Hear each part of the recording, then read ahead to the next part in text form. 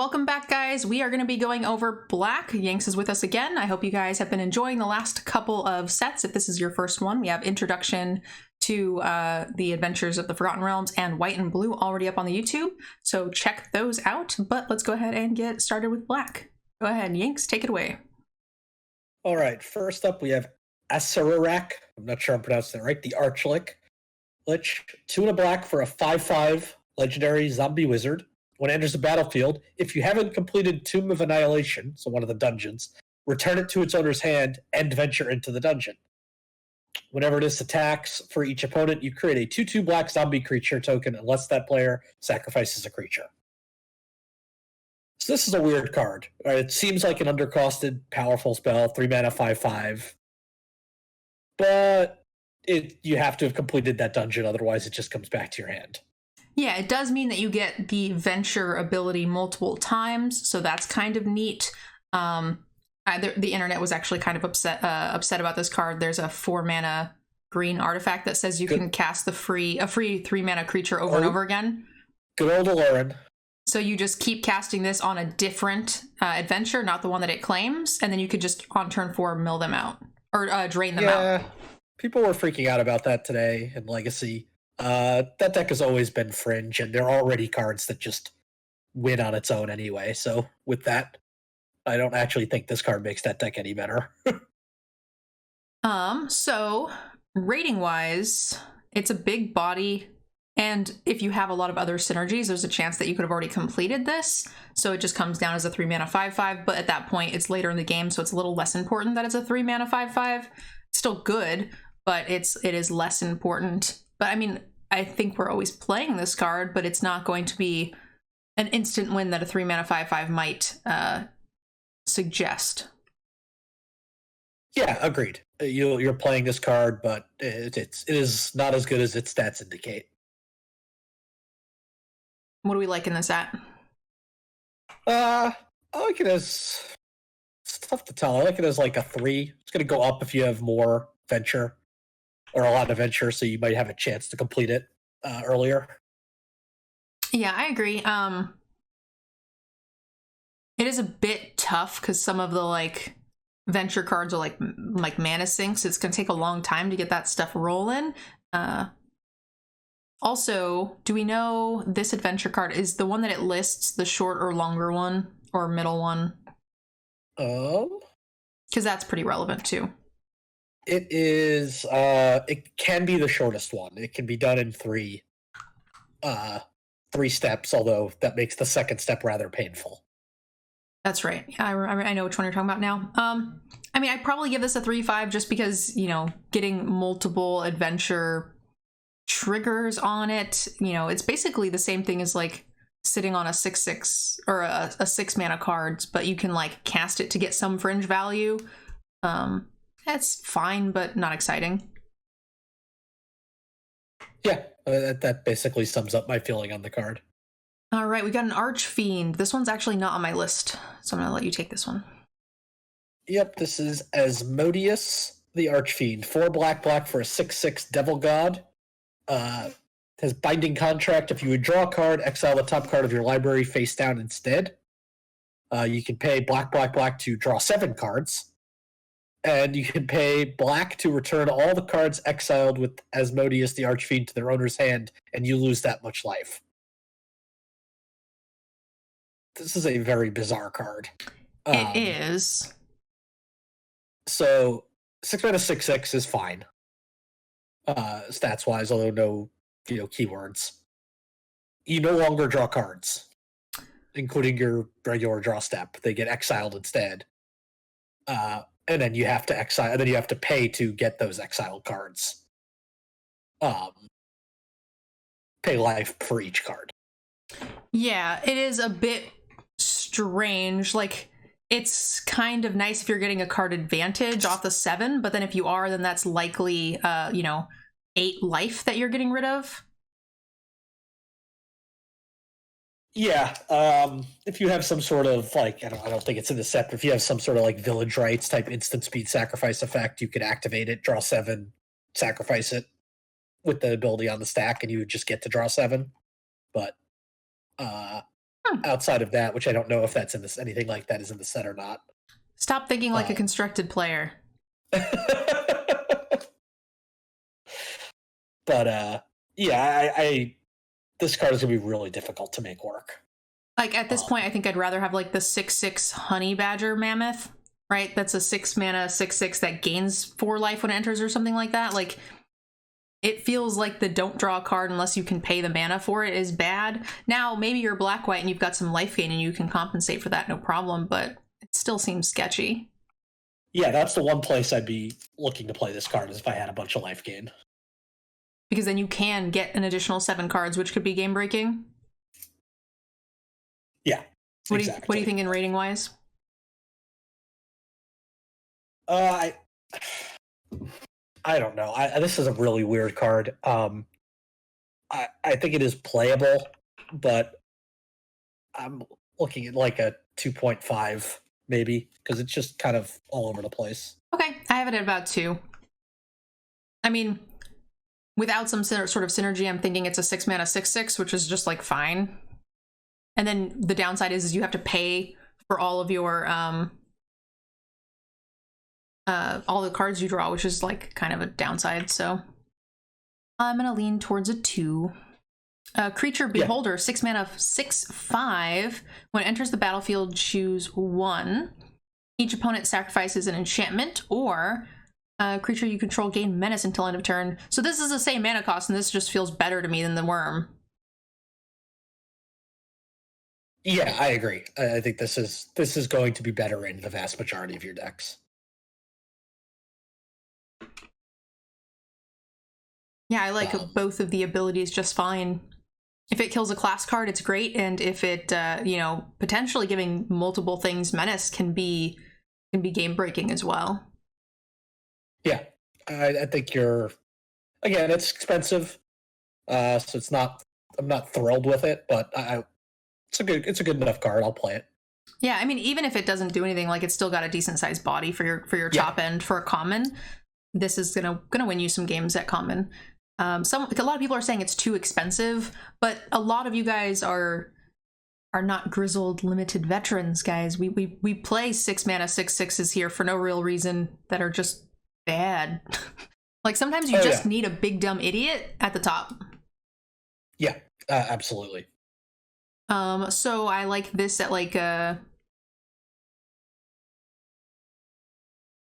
Oh, I didn't have the other card written in. Oopsie. I like this at like a 2/5, slightly better than the worm. Yeah, I've got it right around a 2/5 too. Okay, cool. Moving on, Black Dragon, guys. I'm going to try to move us on a bit quicker. Acid Breath. When Black Dragon enters the battlefield, target creature an opponent controls gets -3/-3. It's expensive, but it has like a built-in removal spell, and it's a 4/4 flying evasive creature. Again, I think this is the same as the other dragons that we saw at Common, where it's like, yeah, they're probably good enough if you don't have a ton of other big things, but what we're starting to see more and more as we get through the colors is that the format is not very fast. So cards like this are going to be slightly better than we would expect going into the set. So I'm starting to like it a bit more. Yeah, I like this better than both the blue and white ones, just because you're getting a good chance you're getting a full card's worth of value just out of the ability.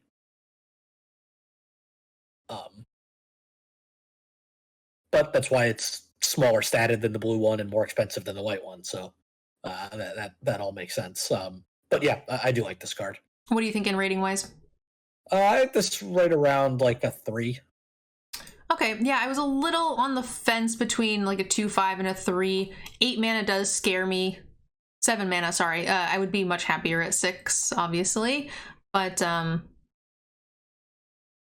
yeah, I mean, the -3 is going to get you some good value. I really like that. If it was -2, that'd be, a huge turnoff. But I think 3 is a really good stat line for this set so far. Yeah, I like it. All right, Book of Darkness. At the beginning of your end step, if you lost 2 or more life this turn, create a zombie, 2/2 zombie. Exile the book. Artifacts you control name something else. and something else create something else. So probably a lot of text for limited and not very relevant. Yeah, both the cards you need to exile are rares. Okay, great. So that is my instinct. I assumed it was like one rare and a common or something. Yeah. So if you're end step, you lose life. So it has to be on your end step so they're not attacking you. So you need something that's like draining your own life away, which is not going to be relevant. It's triple black, which is not relevant. This just seems like a hard one. Yeah, I mean, this is supposed to be the inverse of the triple white one, but that one seems much easier to get some value out of than this one does. Constructed, probably like playable for home brews, but nothing exciting. Yep. Target opponent reveals their hand. You choose a non-land card from it. Exile that card. If instead, if an instant card or a card with flash is exiled that way, they lose a life. Otherwise, you lose a life. So easy. You just cast 2 check for traps, and then you can make a 2/2 zombie with the book.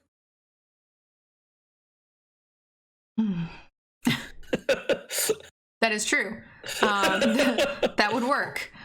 I will probably have to make that deck for the content. I've just spent 7 mana and 3 cards to make a 2/2 zombie. And it's 2 uncommons too, which is, harder to get than you would expect. I am never a fan of these cards, guys. They make for really bad late game draws. Now it does say a non-land card from it, so there's no restriction. Oftentimes it's like non-creature or creature only, so it is slightly better than normal. But again, I'm happy to put this in my sideboard, not in my original 40 cards. It is a slower format, so maybe you can play this a little bit more. It probably actually goes up in value for that. Yep, yeah, just push the card along. Still don't know if I want it though. All right, skeletons. We have a 4 mana 4/3. Oh my god, I just totally skipped through. I forgot. Okay, I'm gonna let you guys look at this for like 3 seconds. Okay, skeletons. Sorry. Skeletons, guys. When Chattering Skeletons dies, venture into a dungeon. Yeah, this card is fine. 4 mana 4/3 is playable body. Not exciting, but I'll play it with a reasonable ability. It's the kind of your filler to slightly better than filler card.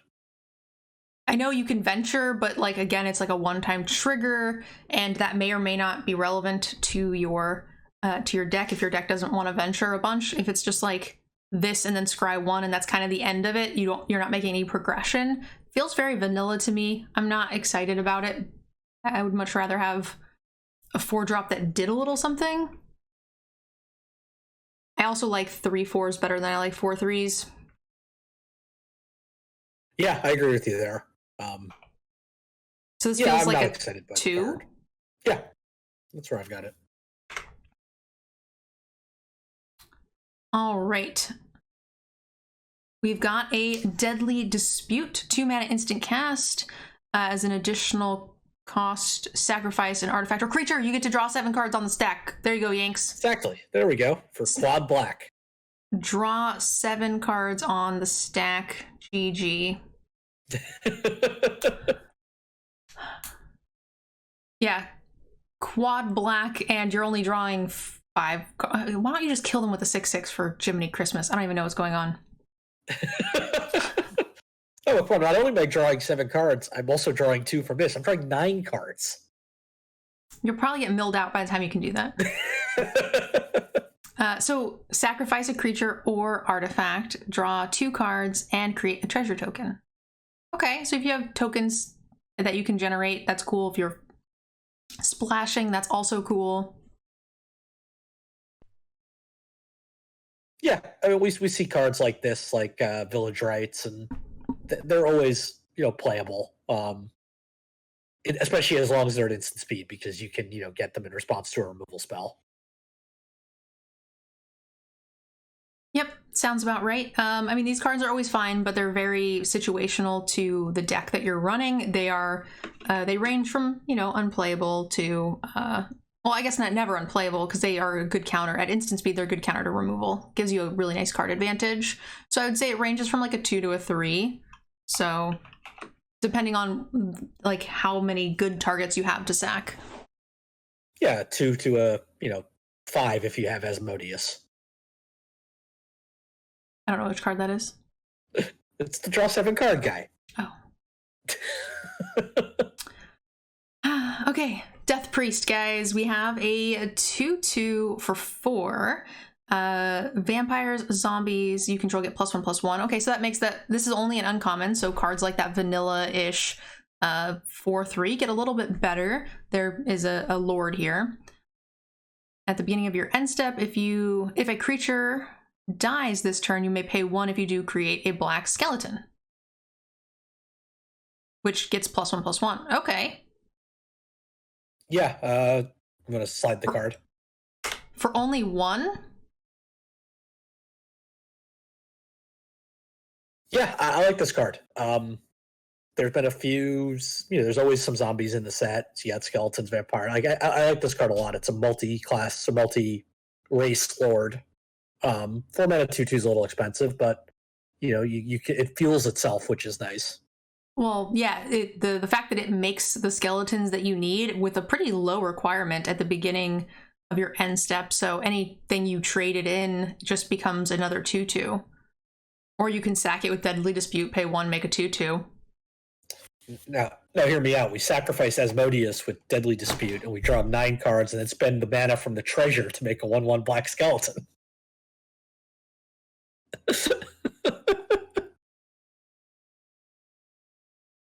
All right, I'm in. Let's do it.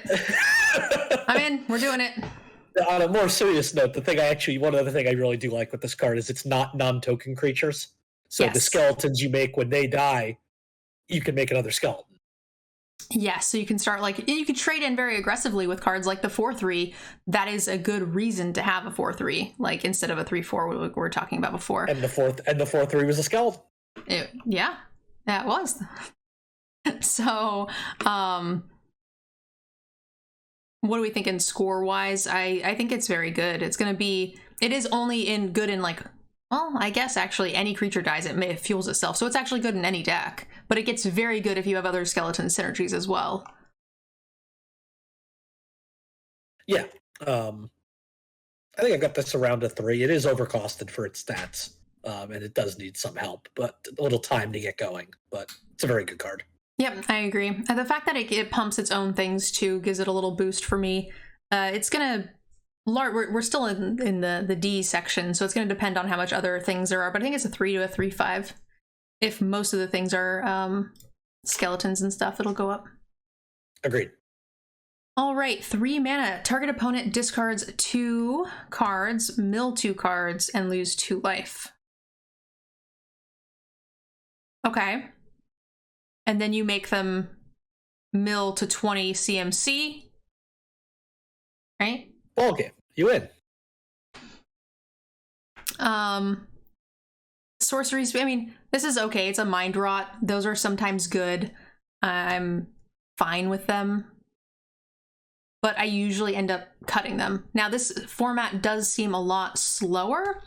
So, there's a lot of 8 mana, 7 mana dragons, which is going to make this card, better than it has been in the last couple of times we've seen it. So I'm fine with playing it, but I'm still cutting it most of the time. Yeah, you see this mind rot with an upside. Some sets it's great. Sometimes it's unplayable. We didn't play this card at all last set in Go Blank, but in Return to Zendikar, we played the 3 mana mind rot spell all the time. It just depends. Yeah, definitely. Quick shout out, guys. Jason, Hazmat, and Leia Bea. Sorry if I said your name wrong. Welcome, Raiders. Thank you guys so much. We are currently doing our new set review for the new set that comes out in 2 days. So we're rating them on a scale of 1 to 5 for limited purposes only, no constructed conversation. So we've got the chat going on. If you guys enjoy this, you can find the rest of it and the parts we've already done on YouTube in the next day or 2. So I hope you guys stick around. And again, thank you, Raiders and fellow streamers. I really appreciate you. Okay, so I put this at a 2. Are we happy with that? Yeah, agreed. All right, so let's go to the next card. which is Devour Intellect. 1 mana.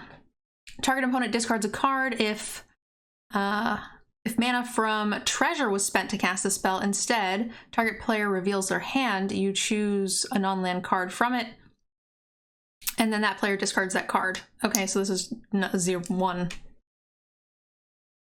Yeah, it's just a 1, although it has appropriately creepy art. So is it a brain devouring his brain? Or is the brain walking away? No, because it's walking forward. Yeah, I'm not sure. It is a weird art. Okay, let's move on to Drider, guys. 4/3 for 5. It's a elf spider, which is an interesting combination with reach. Yeah. When it deals combat damage to a player, create a 2/1 spider creature token with menace and reach. I love this card. I would play fly for this card. Yeah, this is the sort of card that you get your value back with cards like fly. Nothing not to like here other than the 3 toughness. It's an uncommon, so this seems pretty powerful for an uncommon as well. I like this a lot. This is starting to creep like slightly above filler that I'm excited for, but it is 5 mana, so maybe it's a 3, but I think it's close to a 3/5. Yeah, it's got the spider from the previous set's problem of, power toughness being seemingly reversed for spiders, but its butt is where its face should be. Exactly. But I like it. It's a good card. Its face is where its butt should be. That's better. I'm right around like a 3 on this card. Okay. Yeah, that's probably closer to correct. I don't know why I'm so high on it, but making dudes just sounds so good. Dungeon Crawler, guys. 1 mana, 2/1. When it enters battlefield tapped. Whenever you complete a dungeon, you may return Dungeon Crawler from your graveyard to your hand. I like that. Yeah, you see these cards every once in a while. They're aggressive, but that's about... and they have some recursion, so I guess it's a decent card. I'm always kind of skeptical on these things. Just eventually, yeah, you can keep getting them back, but they just run into brick walls. I mean, it is moderately low impact on its own. It is card advantage, but that card advantage is small and often difficult to get. So in order to run this, like, your whole deck needs to be based around the dungeon mechanic, which, may or may not even make for a good deck. Even if you have it, that doesn't necessarily mean it's powerful. But that is the only deck that wants this and no other deck. Yeah, and it's it's only whenever you complete a dungeon, not like if you've completed a dungeon. Mm-hmm. So it happens you get that like once every 3 or 4 turns at best. Yeah, definitely at best, and that's if you're doing the worst dungeon. Yeah. All right, we're giving this a 1, guys. All right, we got a big dragon, 4 mana, 5/2 flyer with flash. When it enters the battlefield tapped. You may cast him from your graveyard if a creature not named him died this turn. Okay, that seems insane. Yeah, that seems fantastic. With flash? Yeah, so you can... It's a 5-power evasive creature with flash. Yeah, and you don't even mind the low toughness so much because you can keep getting it back. Okay, 5. Moving on. All right, I love this art. 10 out of 10. Mark it down. Let's go. All right. Target creature gets -11 till end of turn. That is a lot of neg. It is 6 mana. So what are we wanting to kill with this that it can kill? The biggest creature I've seen in the set is the Tarask, but then you would have to spend 16 mana, so that's probably not a good target for it.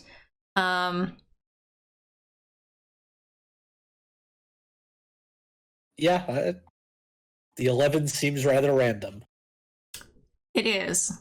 Like, that's a lot, and 6 mana is a lot. Although, we've cast 6 mana removal spells before, but they typically get you a card or do something else. So this is a lot to kill like a 4/4, which is likely what it will hit most of the time. Chat's saying beholders have 11 eyes, so it's not random. Okay. It's flavorful. I assumed there was something like that I didn't understand. So that makes sense. Yeah, I mean, this is basically just 6 mana kill something. Well, we'll see if there's like maybe some weird 8/8s or something that make this slightly better.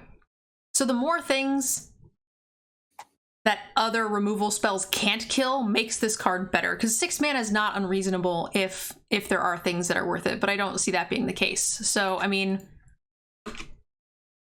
I don't really want to play this. Oh, I mean, we play 6 mana kill spells at sorcery speed that usually do something else. This is at instant speed, so yeah, I've got no problem playing this card, but I'm not going to play on multiples, probably. They usually, like, draw you a card, recur a creature, learn, something like that. I mean, those things seem pretty strong. Yeah, this is instant speed, but that's a lot of mana. Yeah, it does kill indestructible things. I mean, it can kill the dragon, it can kill the planeswalker when it's a dragon. That's true. Yeah, you could play this really bad card in case you find a mythic. Exactly. Okay. I can also use it. Yeah, I can also use it after I've paid black to draw 7. And now I spent 9 mana to draw 7. Out! Out! Get out! Man, this is great. This is the most fun we've had in a set review for sure. Okay, I'm gonna let you read this one. I'm gonna get a drink. Fate's Reversal, 1 of the black sorcery. Return up to 1 target creature card from your graveyard to your hand and venture into the dungeon.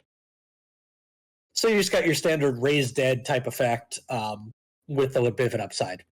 Yeah, these cards are usually playable but not exciting. Usually the ones that recur 1 creature is typically not exciting, or usually cut. It's when you start to get 2 creatures, so it's like ends up being a card advantage, then I'm a lot more interested. I don't think venture into the dungeon is quite going to compensate you for that. So this card is going to be playable based on the amount of creatures that you have that are high value. So if you're sitting on like 4 creatures that are 4 rating or higher, then I'm playing this card. If your deck is full of 2/2s, I'm not playing this card. Yeah, I generally agree with that. But, I can play it to get back the guy after I've sacked him so I can play him again and draw 7 again.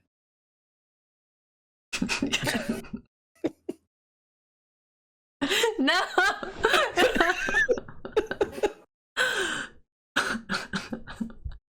What do you think rating-wise? I think this is like a 2 or a 1/5. It's playable, but barely.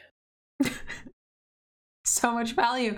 I think we've drawn like 39 cards or something. How can our opponent win? You were saying the other day how you never play 41 card decks. I mean, you really need to start doing that in this set, apparently. Too much value not to. All right, Feign Death, guys. 1 mana, instant speed. Until end of turn, target creature gains when this creature dies. Return it to the battlefield under its owner's control with a +1/+1 counter. Only 1 mana. That's pretty spicy. It's good. Like, it gets better if you have good things to protect, like dragons and such, especially because all the dragons have really strong ETB effects. Yeah, anything with the sort of enter the battlefield effect is good. With this card, we've seen these type of effects before. Sometimes it's like +2/+0, and then it doesn't come back with something new. This is more benefit on the back end instead of the front end, but yeah, it's pretty good. Yeah, I mean, it's a combat trick. A lot of times these are cut, and we're playing them more as we get, higher value cards. Also, we go here. YouTube's gonna go ape shit with me missing these things. You guys, I've been working for like 12 hours. Sorry. Trying my best. But these cards are still always like just fine. So I'm gonna say it's like a 2. It's playable, but it's cuttable. Yeah, exactly. All right. Forsworn Paladin, guys, a 1/1 for 1 with Menace. Okay, stats, maybe an equip deck idea. 2 mana, tap, pay a life, create a treasure. splash options, ramp options. Pay 3 mana, target creature gets +2/+0 until end of turn. If mana from a treasure was spent to activate this, it also gains Death Touch. Well, that's not as exciting. I would like lifelink to pair well to counteract the like pay a life thing. Yeah, pumping power plus Death Touch is kind of a weird combination. Bit of a Unless- nombo. I guess I guess now that I say that, not as much with Menace.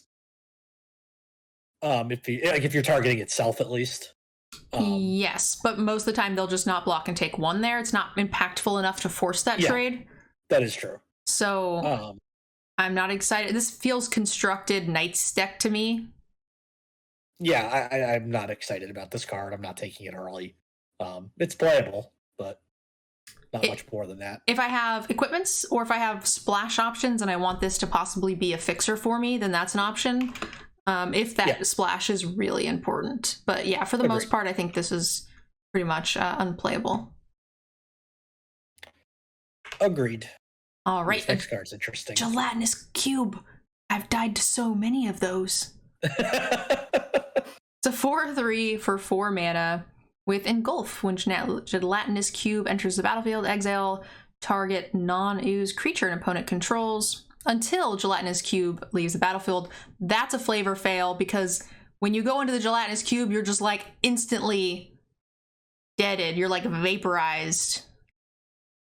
It like melts you or something. They should not be able to get that shit back.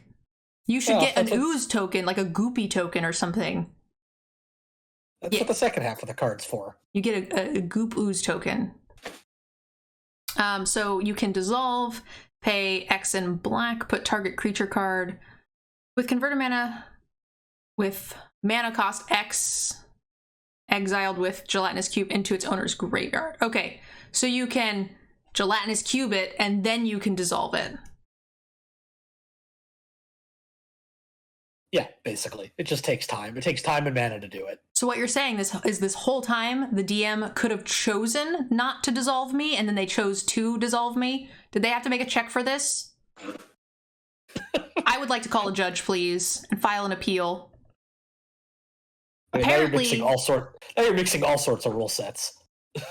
They were supposed to roll a check, apparently, to kill me. This is nonsensical. Worst. What do we think score-wise here?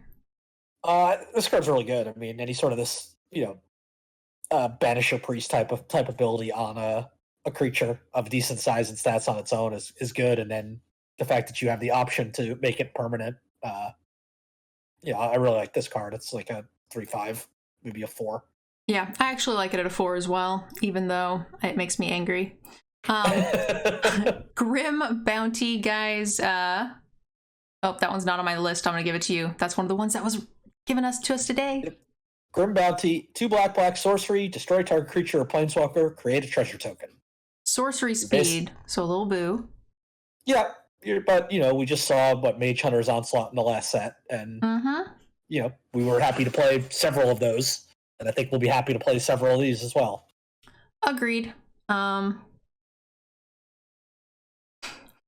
Chat's like, it kills planeswalkers. That's so fringe and limited. So I would not bump it for that in the slightest.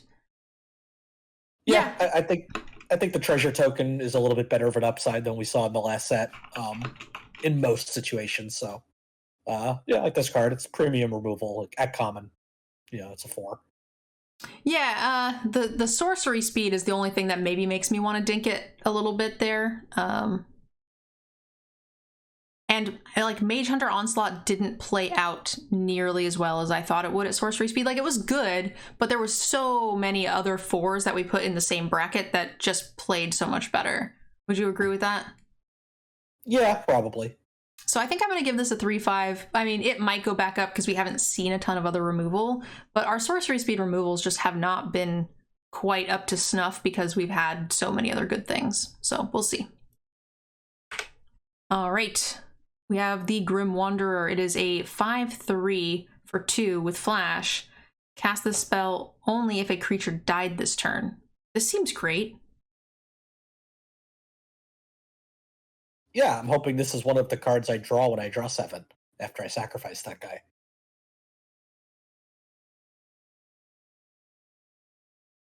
will you have enough mana? It's only 2, and that sacrifice spell makes a treasure, so that's one of the 2 I need.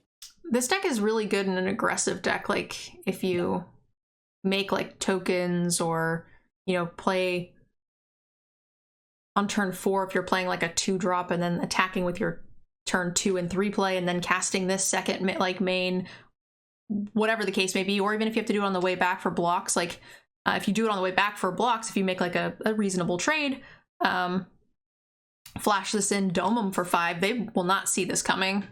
So this card is pretty sweet. I like it. Yeah, the fact that this has flash is really good, that you can play it on, after blocks. This is not going to be hard to cast at all, as long as you have any reasonable number of creatures. What do you like it at? I think it's probably a 3/5. Okay, I think I was a little bit closer to a 3. Just because the format hasn't seemed quite as fast, so I'm wondering if like maybe those trades are happening slightly later in the game. Maybe, but yeah, it could definitely have some more upside there, I think. Yeah. All right, I'm gonna let you take this one. Herald of Hadar, 4 and a black for a 4/4. And you can pay 5 and a black to roll a d20. For 1 to 9, each opponent loses 2 life. 10 to 19, each opponent loses 2 life, and you gain 2 life. And 20, each opponent loses 2 life, you gain 2 life, make 2 treasures. Okay. I like this card. We see these sort of drain or lose life effects in black on commons pretty much once a set nowadays. It was like in the 4-mana flyer last set, the Spectre, that you can just use as a mana sink to end the game that they have to answer. Yep. Spectre and this Fens. this has some upside with being able to potentially fuel its own mana cost a little bit if you hit a 20, or drain about half the time. You never particularly want a whole lot of these type of cards, but you usually always want to have one for some reach. A 5-mana 4/4 is also not super out of the question, and it does give you a nice late game mana sink. If you're ahead, it lets you close out a game. If you're even, it lets you chip away at them and break that board stall really nicely. Gains 2 life. So if you have that mythic card that if you gain 3 and the card that lets you gain an extra 1, the class card, right? Yeah, Mix of Angels. I mean, it's uncommon, so it's fine. Like I said, I'm happy to run one of these cards as, reach, like Yanks was saying. I like rolling cards as well. There are some cards that let you make 1/1 flyers when you roll, so that you get a little bit of bonus incentives when you're doing those kinds of things. If they stack well, that might help you want to play this card a bit more. I think it's a fine card, but a bit expensive. I'm thinking like 2/5. Yep, that's right where I have it. Great. All right, Hired Hexblade, 2-mana 2/2. When it enters the battlefield, if mana from a treasure was spent this way, draw a card and lose a life.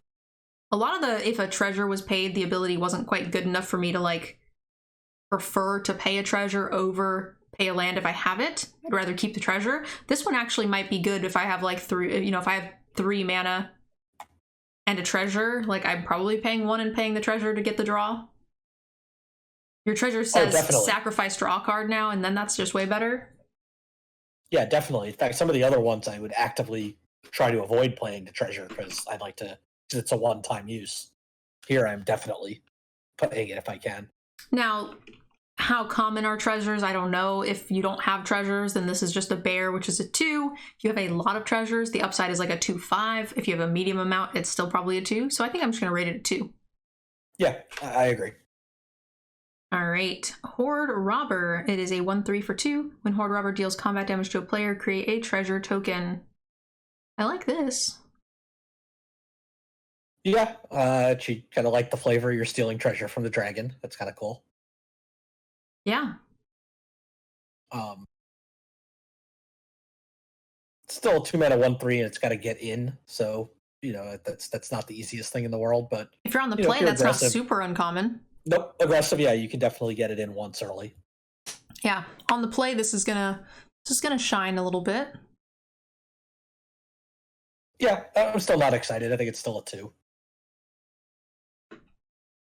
Okay, yeah, I can agree with a 2, maybe a 2/5, depending.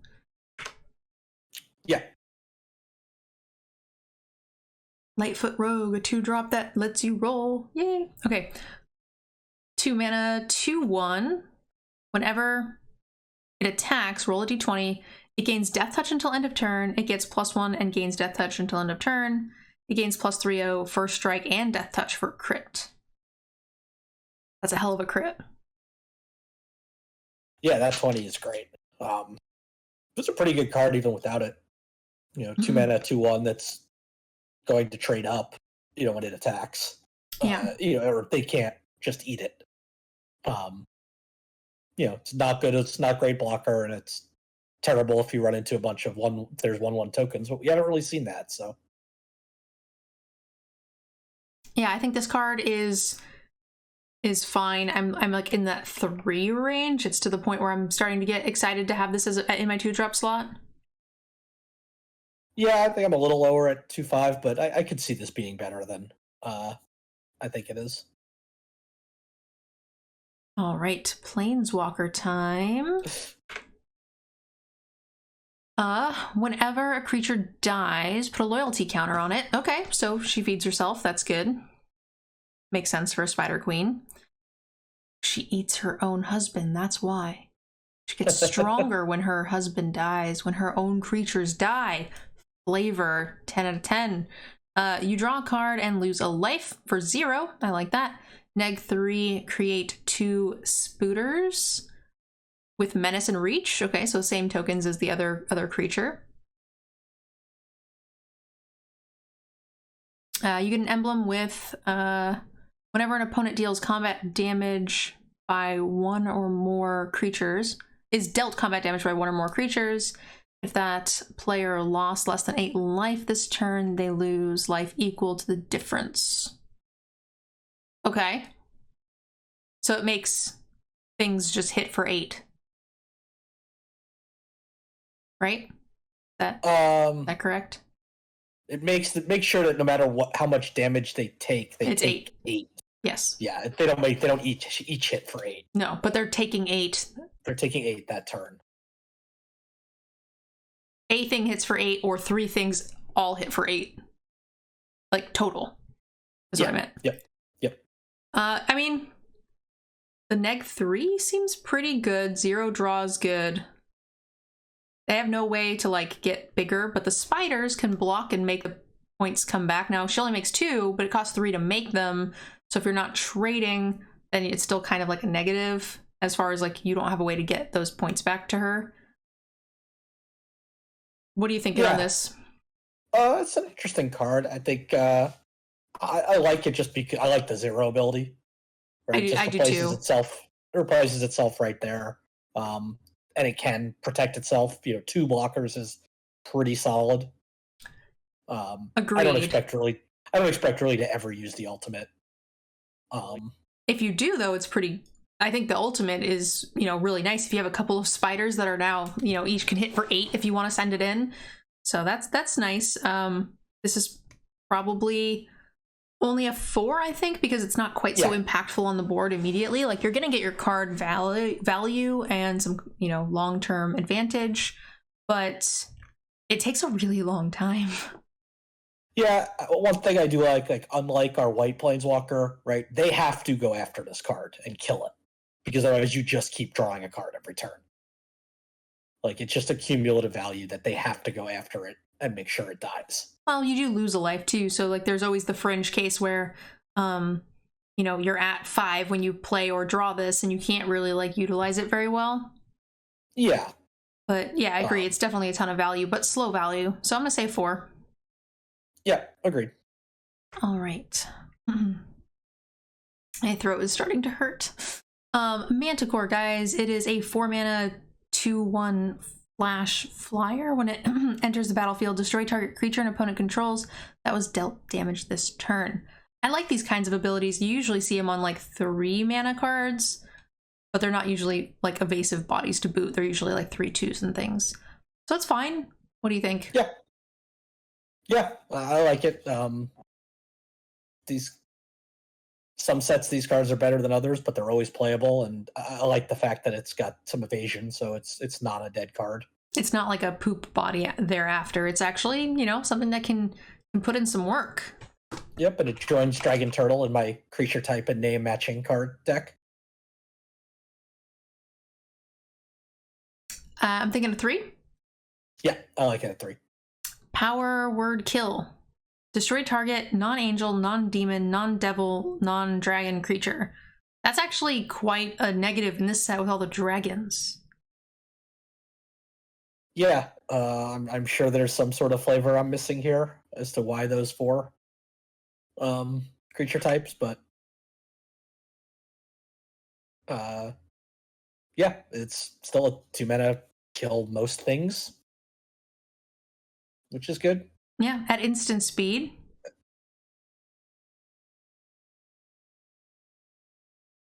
Yeah, it is unfortunate, right, that the things it doesn't kill are the biggest things. Yeah, and there is like the uncommon dragon cycle. So like common dragons, you typically think that's not a big deal. It's pretty fringe, but it won't be in this set. Yeah, and I unfortunately can't use it to kill and draw 7 cards since that's a devil. Chat is telling us the flavor power word kill only works on creatures with under 100 HP. Typically, those types of creatures have them higher than 100 HP. Flavor. Thanks for letting us know. Okay. That's interesting. I like D&D and I played a ton, but like I don't know, that level of detail anymore. Yeah, that's interesting because devils and magic have typically been small. Yep, that's true. The other 3 are big, but yeah, they're usually like little things that ping and stuff, little 1/1s. But if you were to hypothetically meet a devil and fight it, would you expect it to be small or large? In real life, I think they'd be big. That makes more sense. Yeah, no, it does.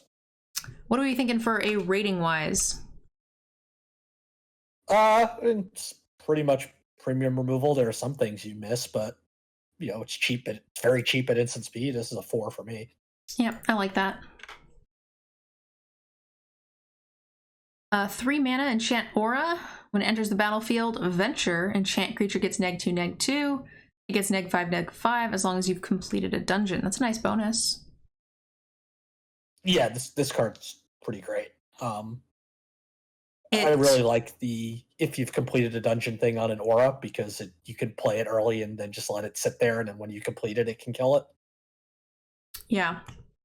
It's a little bit more expensive than like a lash if you're trying to just kill something. It's not instant speed, so it's got some downside, but late in the game it's definitely much better than a lash, so it kind of like compensates, sort of like our divination card from earlier. Yeah, and you get the bonus of venturing. And then another bonus too is that a lash can't kill a 5/5, whereas like you could put this on a 5/5, and like Yanks was saying, it's no longer a 5/5, so it's far less scary, plus eventually it does get handled, which is something a lash can never really do. Yeah, no, I really like this card. I don't think it's quite as good as the last one we just saw, but I've got it like a 3/5. Yeah, I think it's a 3/5. If you can consistently do dungeons, then if you're consistently making this -5/-5 for 3 with relative ease, then I like this at a 4. But for the average deck, I think it's a 3/5. All right, Ray. Target creature gets -4/-1 until end of turn. If that creature is white, it gets -4/-4 until end of turn. I think this is okay. -1 on the back end isn't likely to kill something on its own, but the -4 on the front end means it's dual purpose, and that you could just gang block something and then do this, and then your creatures will still kill it. It could potentially be, killing something for one mana, which is fine, right? -1/-1 for 1 mana is like not the end of the world. And if it's a white creature, which a good percentage of your opponents will have white as one of their colors, so it'll hit a good amount of things that way as well. So I think this is really nice. Yeah, I like this card. You've already seen some, with some of the sort of equipment themes, you tend to get some smaller creatures that see play, some 1/1s with flying or double strike, things like that it can kill. The black tokens seem to be 2/1 spiders. Not that you love casting this on a token, but it does kill it. So yeah, I like this card for 1 mana. What are you thinking rating wise? I think it's probably a 3. Yeah, I had it at a 3 to a 3.5. I really don't know. It's going to depend on how like many powerful X1s there are in the format, right? So we can't really say that until we get there. If you have a creature heavy deck, I think it goes up a little bit more because you can use it more of like a befuddle type idea as well. Kind of gives you a little bit more flexibility than like, let's just say the Lash would. So yeah, I like this well enough. All right, let's move on. I'm gonna let you take this one. Reaper's Talisman. Black for an equipment. Whenever equipped creature attacks, it gets Death Touch until end of turn. Whenever it attacks alone, defending player loses 2 life and you gain 2 life, and has equipped 2. I like this card, actually. It's cheap, relatively cheap equip cost. It basically guarantees your card's trade. And a lot of times when you're attacking with a Death Toucher, you don't want to be attacking with a huge board, so it also turns all of your trades into Drain 2s. Yep, so you're guaranteeing that you hit them for essentially 3, because you're attacking with like a pest token type deal. They could take it if they don't want to get their larger creature dead, because most things will be bigger than the things you want to attack with this. Even if it's like just their 3-drop or something. So also, they make that decision to not waste their creature on your smaller thing because of the Death Touch. You're also draining the life, meaning that when they swing back with their slightly larger big 3/3, that's okay. It's still a good swing in your favor. Yeah, like this card is, I know it's 2 uncommons, but works really well with the Skeleton Lord with those tokens you make, because, yeah, you want to block it and trade and take 2, and I get another one? Great. Yeah, or all of the things that are creating multiple spider tokens. I mean, I know one of them was a mythic, but, I mean, putting this onto things like that is going to be very profitable. Yeah. What do we like it score-wise? It's got to be a creature-heavy deck, so the average deck, it's probably going to be like a 2.5. Yeah, 2.5 is what I was looking at. But if you are the deck that poops out spiders, I mean, it's going to go up a lot. The drain is going to be very valuable. Yeah, it does, eat your mana if you have to keep equipping this every turn, but 2 mana is not too bad. But yeah, it's certainly doable and provides a worthwhile effect.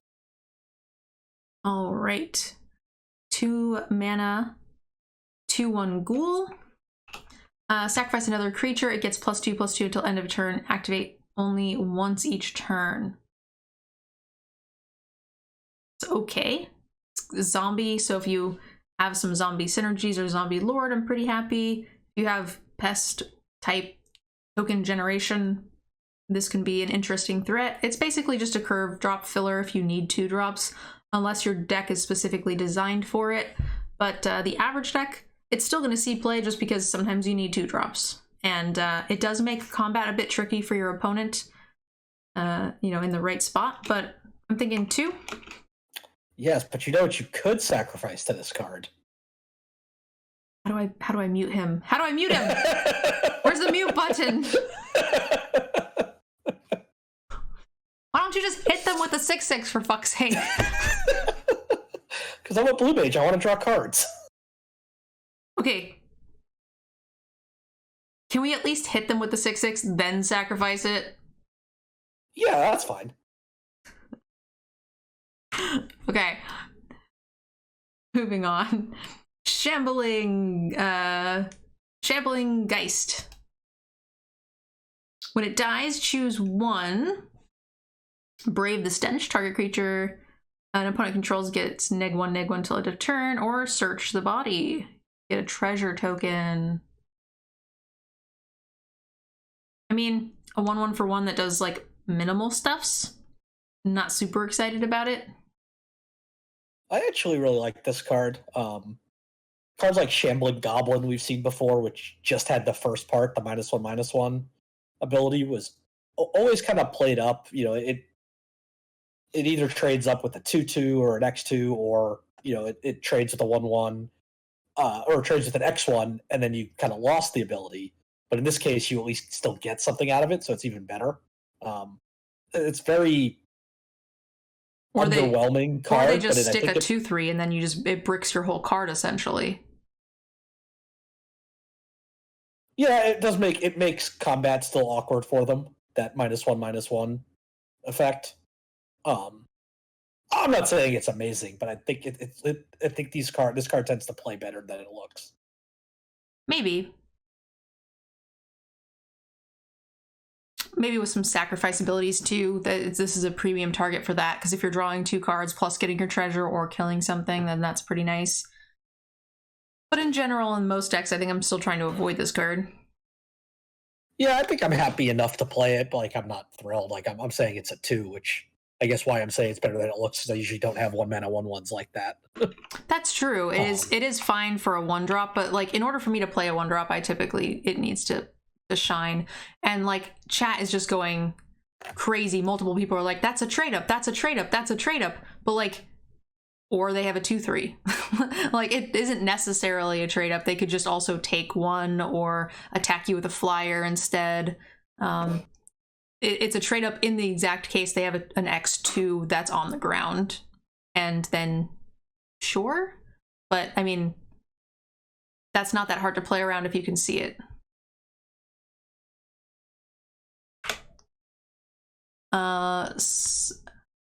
Skullport Merchant. It is a 1/4 for 3. When it enters the battlefield, create a treasure token. Sacrifice another creature or a treasure and draw a card. Okay, so it automatically replaces itself for 2 more mana, right? You could draw a card with that treasure token. Yep. And it turns your other treasure tokens into good things too, so that's nice. It's a good treasure outlet late in the game. I like this card well enough. Yeah, I think you want to make sure you can make a reasonable number of treasures, but that's fine. Yeah, it fixes if you need it. Like, you know, if I have an off splash, I'm more happy to run this just because this becomes an extra source. And then if I happen to draw that source, this just replaces that with a card, which is nicer than most of the mana fixing. So I like it. Yeah, and I get to draw 8 cards now. Because you're sacrificing the worm.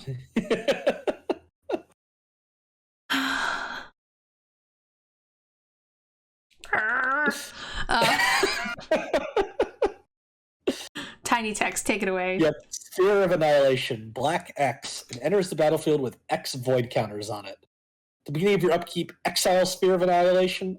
All creatures and planeswalkers with mana value less than or equal to the number of void counters on it, and all creature and planeswalker cards in graveyards with mana value less than or equal to the number of void counters on it. So it's like a turn delayed board wrath for X or less.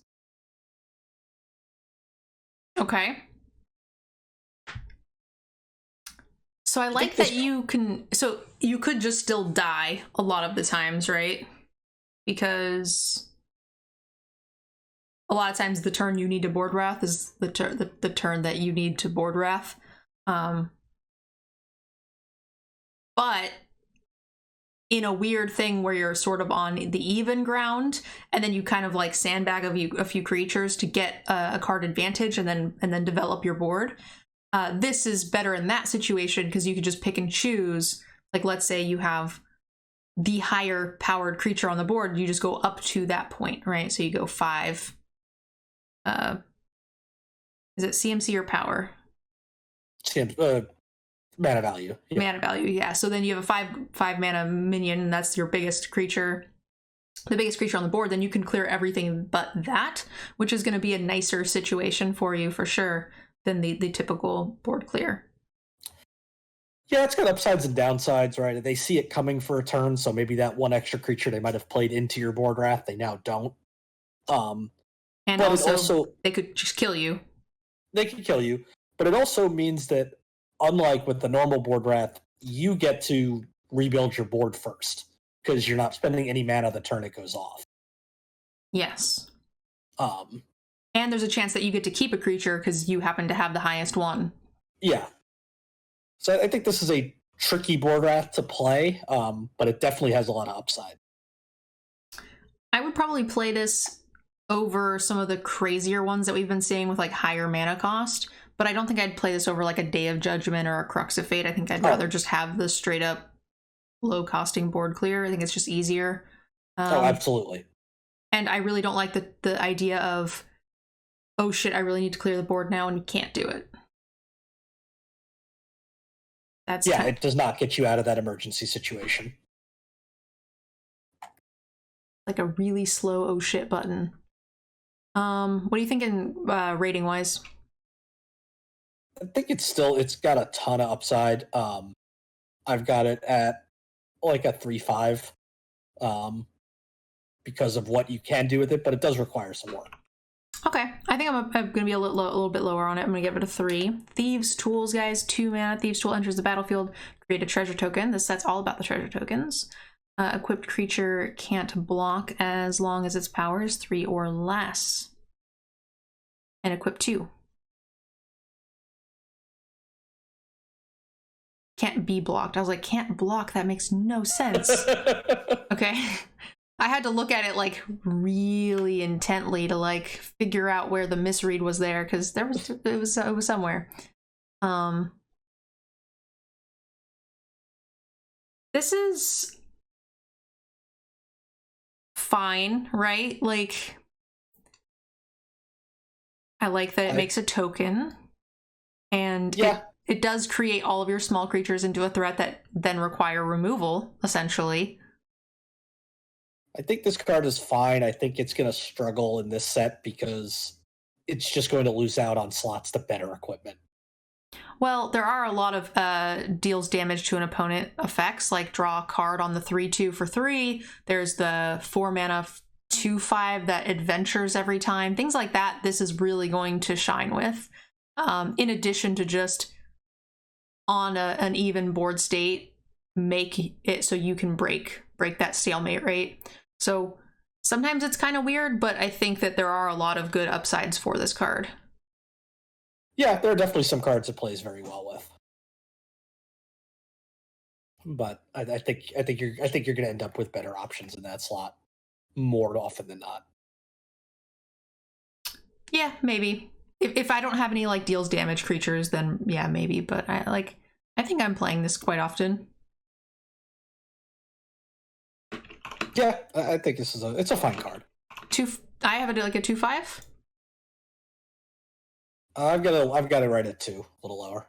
Okay, yeah, I can definitely see it definitely not being good if you guys don't have any of those options. We'll have to see how the other colors pair too, because all the cards I'm thinking of are blue. So if you're not in blue, maybe this is like a 2/5 in blue, and then Sure. Nothing else, because I'm not really thinking of many black cards or white cards that really did what I'm thinking. So yeah, this is probably, yeah, I'm gonna ding it with some upside for blue. I'll add that, so it's a 2. All right, Vampire Spawn. We're getting close, guys. When Vampire Spawn enters the battlefield, each opponent loses 2 life and you gain 2 life. 3 mana, 2/3 with some drain. It's fine. Yeah, just fine. Little 2/5. If you have some life gain synergies, it could be a little higher, but that's about it. Yeah, I'm gonna put it at a 2. This one is not. Oh yeah, Vorpal Sword, 1 mana. Equipped creature gets +2/+0 and has Death Touch. It's kind of nice if you have some tokens. For oodles of mana. Until end of turn, it gains whenever this creature deals combat damage to a player. That player loses the game. Okay, well. Ooh, can we put that last equipment on it and make it unblockable? You have to have a 1. You have to have a 1/1. It has to be an X1 or a 1X. 1X, yeah. That's still fine though. Yeah, this is fine. I mean, it's got a cheap cost, cheap equip, +2/+0. The Death Touch is kind of irrelevant at this stage, right? So if you have like small flyers, like that is a pretty big buff for such a small equip cost. And then it turns all your little guys into trade ups, big trade ups. And then there's like just that off chance you end up with a creature and they don't, and then you win. Yeah, it's really good if you have something with Menace, because it's going to force them to take a 2-for-1 on the blocks. Yep, Menace. Or like you just have like a flyer that they can't happen to block for a turn and you win the game. So like, I don't see winning with that 8 mana ability to be actually all of that hard.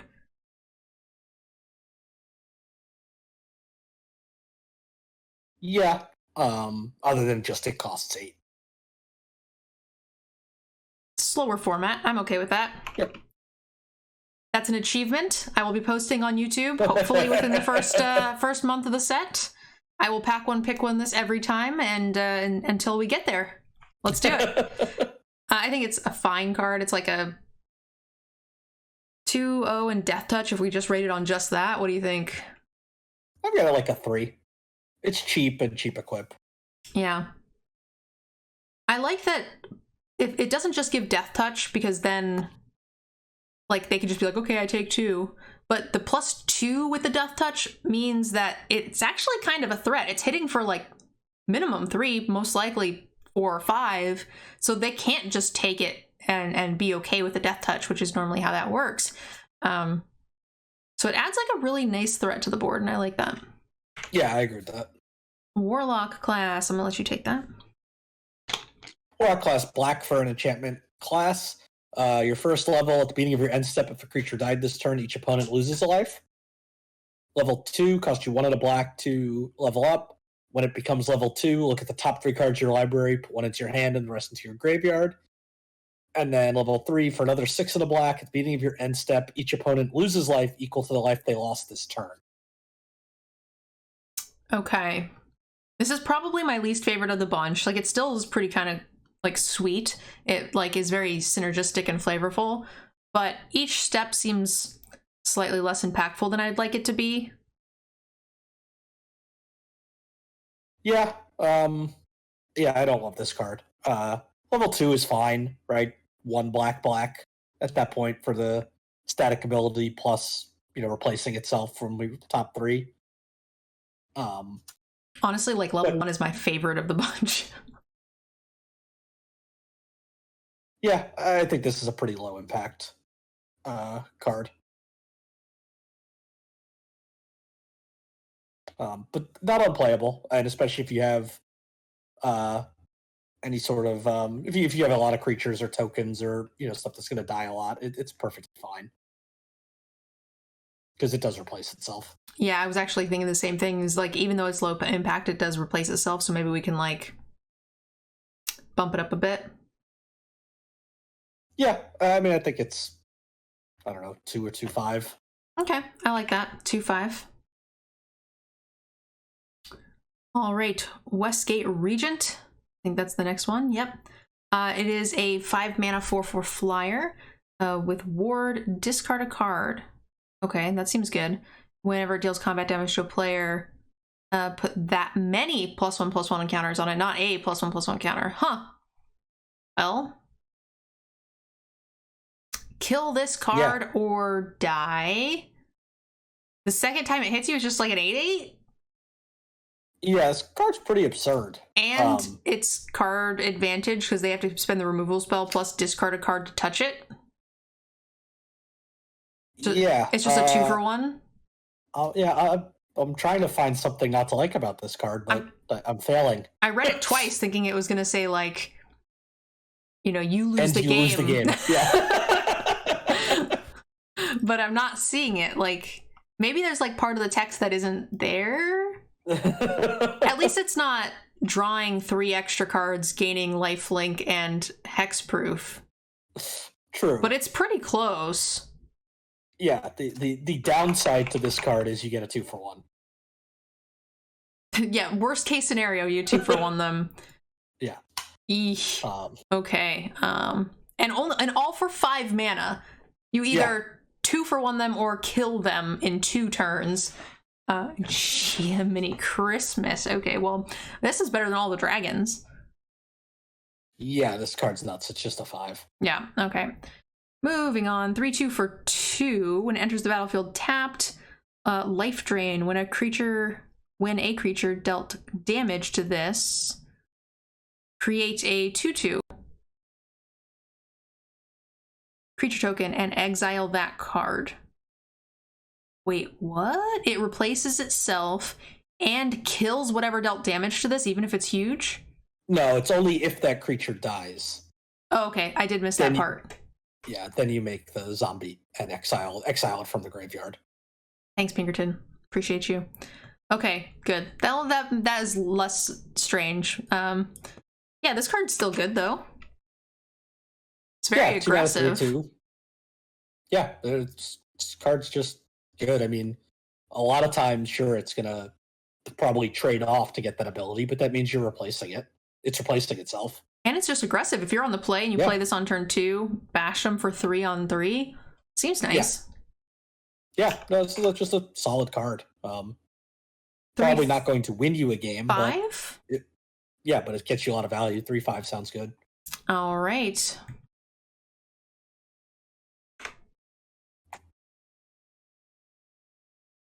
Three mana 2/2 with Death Touch. When it deals combat damage to a player, venture. See, this is where I want the thing. The unblockable thing. I'm in. I'm in. This is fine. I like that, you know, a 3 mana 2/2 Death Toucher we've played before in green a lot. That's not an uncommon stat line for the mana cost. And then the venture is just a little extra icing, so I think that that's fine. I'm happy to play this. Yeah, in fact, as you can see from the card, it is a common stat line for the mana cost. But I'm thinking a 3? Maybe. Feels better than some of our other 3s, but it doesn't feel like a 3/5 either, though. Yeah, I think the 3 is. It's a high end 3. It still has to get through, and yeah, it would like trade, but it could also just trade down. All right, last card, guys. A zombie ogre. At the beginning of your end step, if a creature died this turn, venture. Oh, that's kind of nice. It's like an ongoing venture effect. So each time a creature dies, you get a little bit of a bonus. Yeah, I like this card. A little bit weird stats, 3/5 for 5, but certainly fine. Yeah. I mean, we've been seeing a lot of 4/4s for 5, so I think that that's pretty on par. I'm like fine with it at that rate. And then, you know, not having to attack or get in means that you can sit back and be a little bit more defensive and trade some of those spider tokens or whatever you have been making, which, you know, lets you get a fair amount of dungeon or damage value from dungeons over time. I swear, I'm not tired. Yeah, and if it's a creature, so it can be a token, it can be your opponent's creature, it doesn't have to be yours. Yep. Yeah, it's just a good solid common.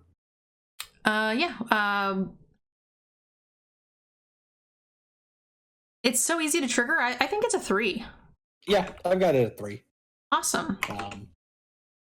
So my creature name deck is coming together. Oh my gosh, this set is so good for you. All right, guys, so that is the end of our black set review. I hope you guys enjoyed the video. Leave your comments below. Let me know what you guys think of these cards. Let us know what you think we got right or wrong. And I will be posting more of these over the next 2 days. So you should have the entire collection by the end of tomorrow if you're watching this on YouTube. Thank you guys so much for watching, and I will see you guys in the next video. Have a good night. Bye. I'd like to give a special thank you to those of you who have signed up for our Patreon. I couldn't make this content without you. Also to Cool Stuff Inc. and KMC Sleeves for supporting the channel as well. Definitely check them out and use our discount codes to support the channel.